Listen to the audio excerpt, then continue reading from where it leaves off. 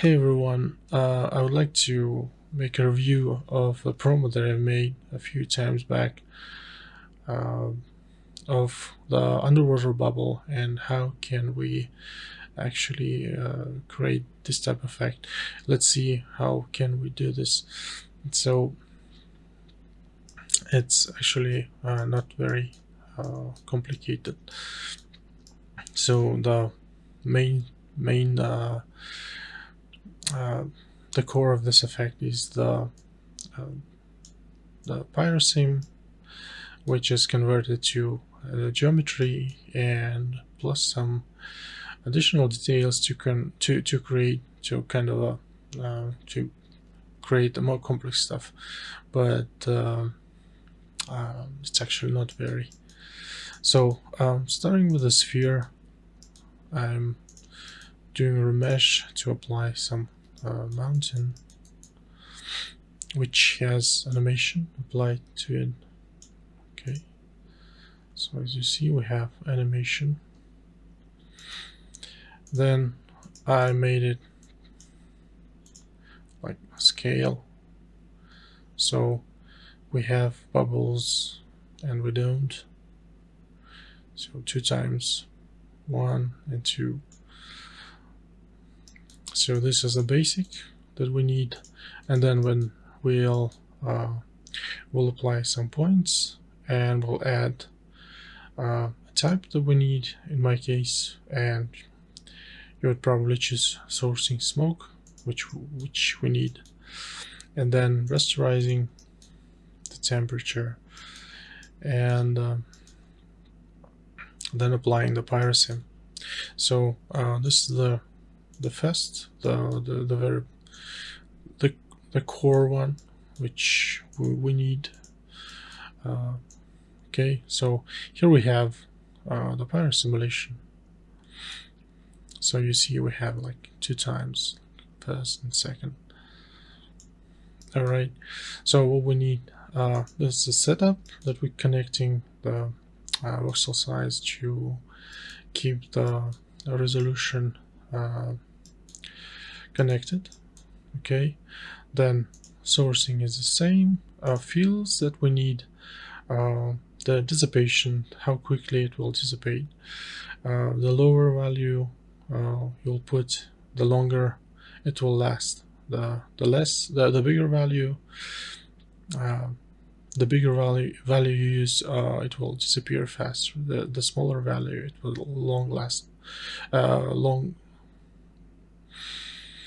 It will stay longer. Okay, so the shape, we have buoyancy, which we need to like our bubble to rise up, and then turbulence, small values will give you very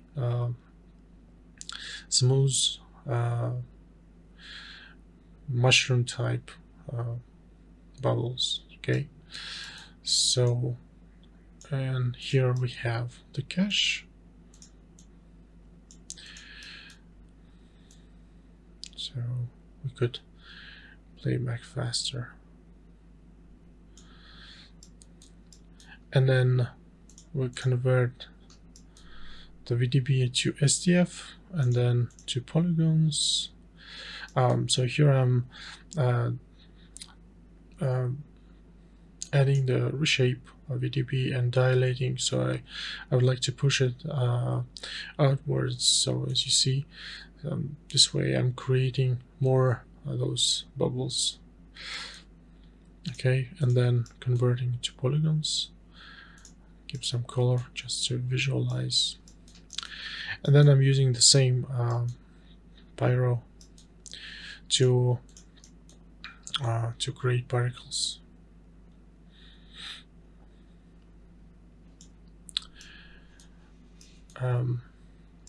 The particles I'm creating in this case to apply velocity to the bubbles.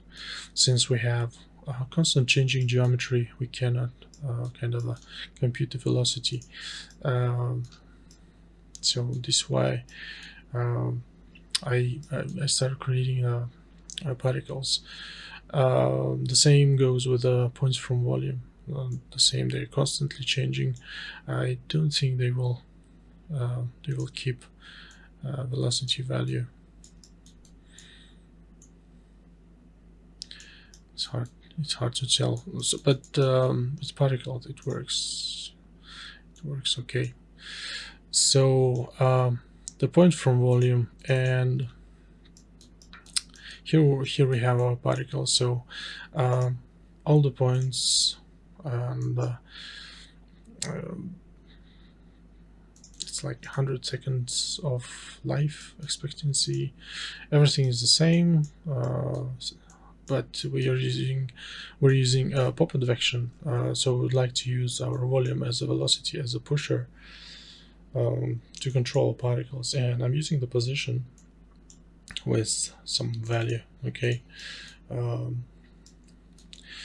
so I'm trying to kind of lower down the velocity scale, and then adding some forces and drag. Okay, with the amplitude, but you will probably want just to disable this, but okay, let's disable that, because we would like to repeat our velocity to be applied. Okay, and then here we have our particles and we have our volume. So here I'm creating a multiplier just to control the velocity that I would like to transfer to my geometry. Okay, this way in the render I will have this velocity blur effect to this geometry, to this bubble geometry. Okay, and yeah, that's all in this scenario. So if you'd like to render, here we have our bubble with the camera.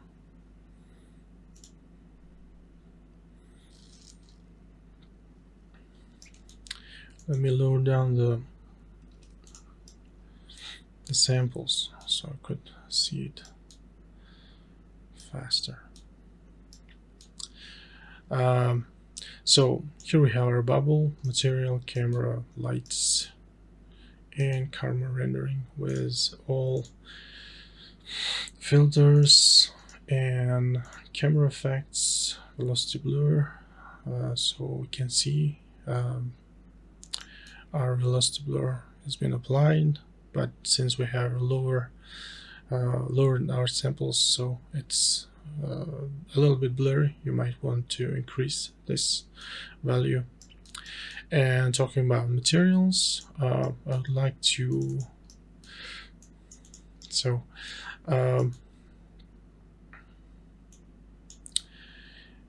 here I'm using the basic values,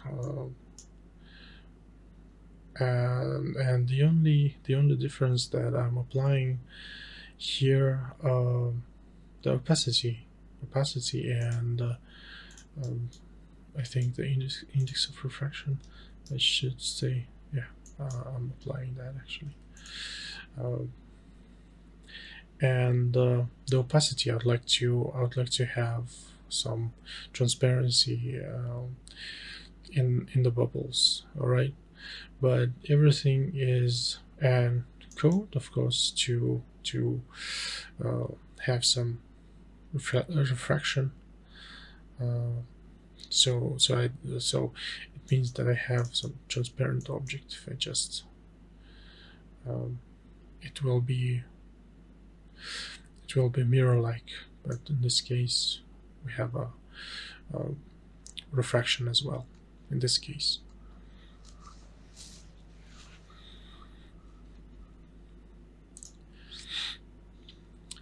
And here I'm applying also, so if you have like other geometry in your scene, you would probably like to separately apply some reflection and refraction limits in your material,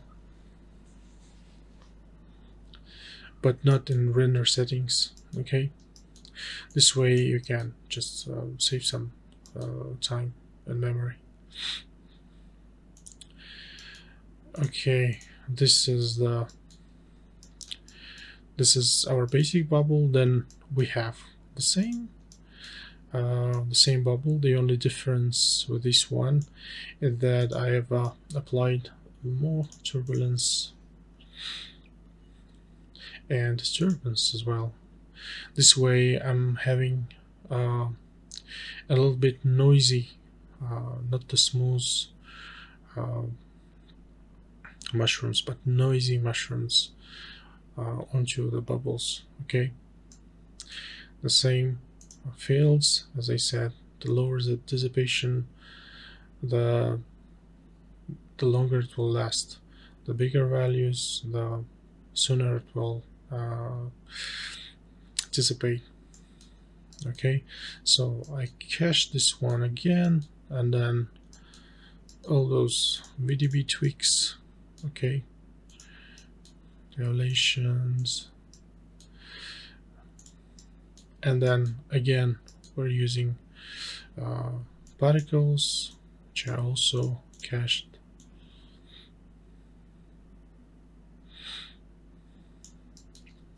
And I'm transferring the velocity with some multiplier. Okay.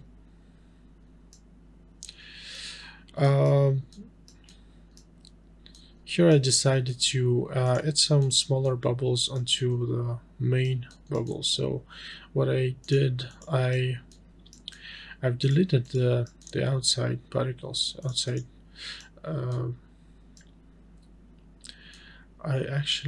I use some random value of the bubbles of the particles. Sorry, of the particles, and I kept a very low amount of particles, and I converted them to geometry. So this way, I'm having a kind of additional smaller bubbles, which I'd like to add to the main one.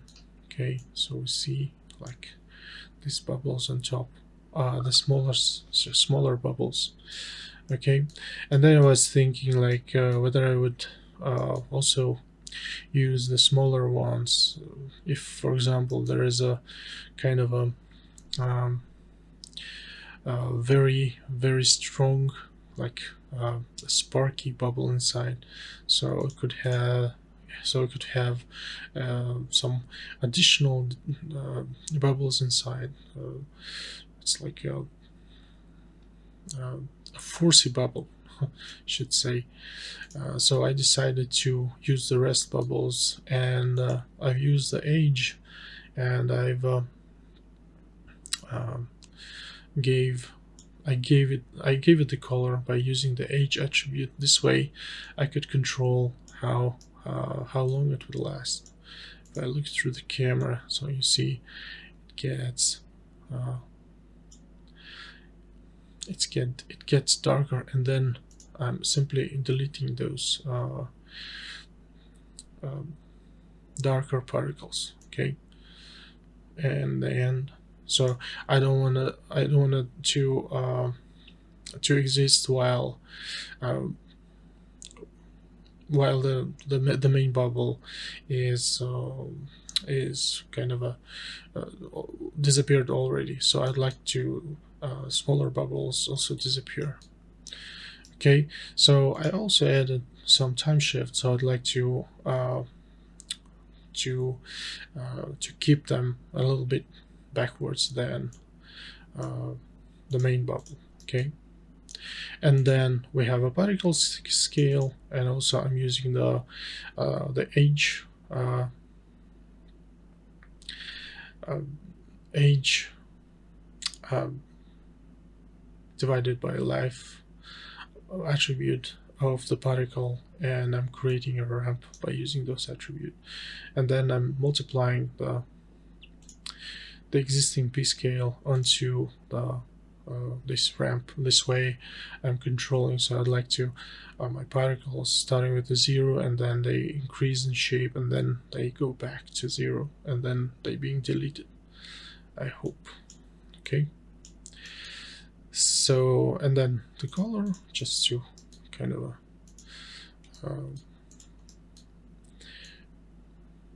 zero out everything. So as you see, this is the result that we have. And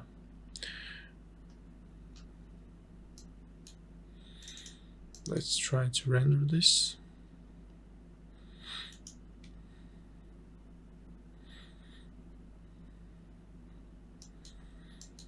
So here's the main bubble. Let's see how it looks.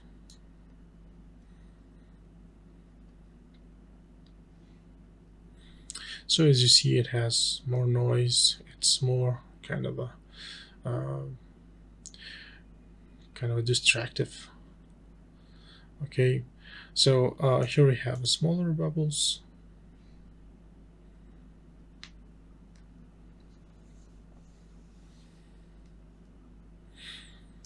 Okay, and the smaller details.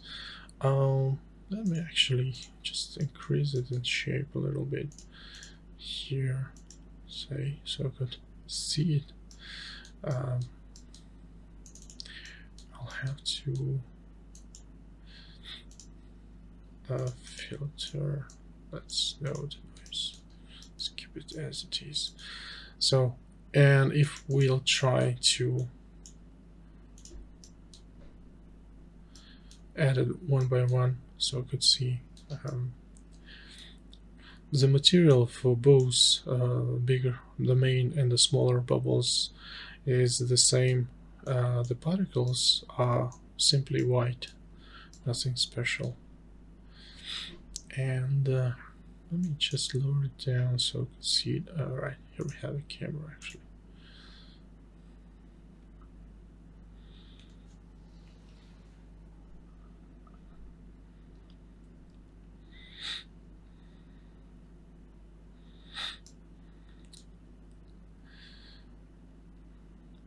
So here you can actually choose to use or not to use. So if I turn on the secondary bubbles, we could see on the edges we have a little bit more here as well. Okay, and if I can simply just when it started, just because of the light,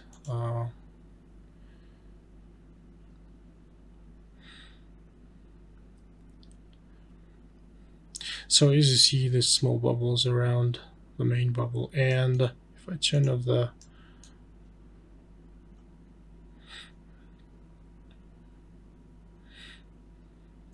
now you can see there's more of those the tiny particles inside of the main bubble. This way you can just create those noisy type, aggressive type bubbles that just, like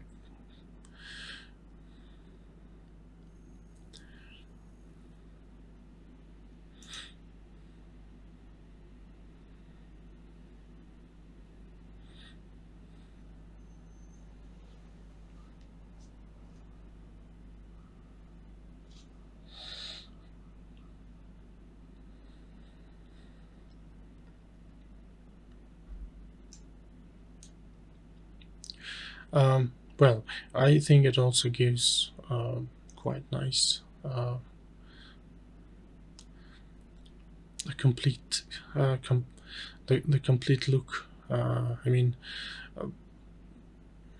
the complete look of the overall effect. Okay.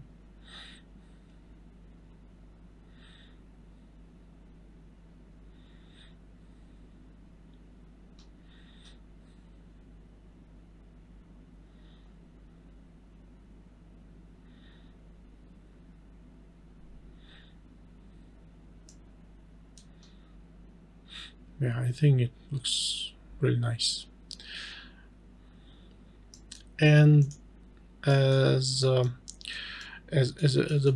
bonus, I'd like to also, for example, whenever this the bigger bubbles comes, I think we should start with some smaller bubbles and I just added the smaller bubbles as well, so you could join all those effects together and get some nice results. So here we have again our sphere, those some particles on top. Okay, and very basic particles with some and I haven't changed anything, just the amount of emitted particles, the force to lift them up with some amplitudes. All right, some spins. So I'd like to them spin, because when we apply a noise value, we'd like to them change constantly, but not to look the same. All right, and I think, yeah, and some drag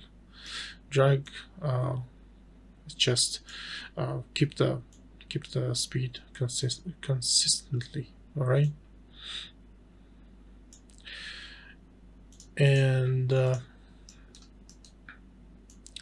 here we have our basic bubble, some noise applied. It doesn't have any animation, since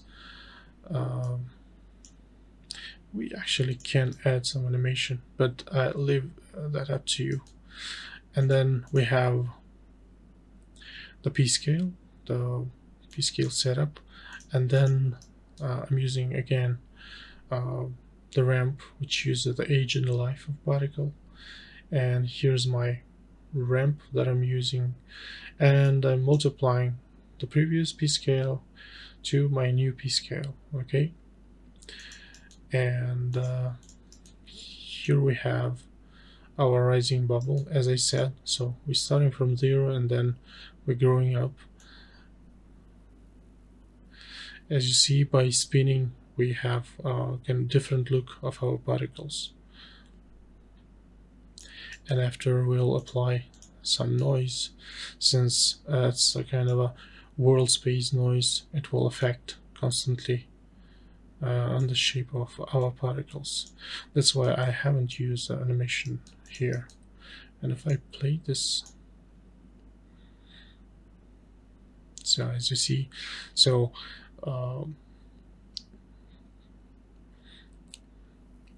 I would probably start with smaller bubbles, and then the bigger bubble comes,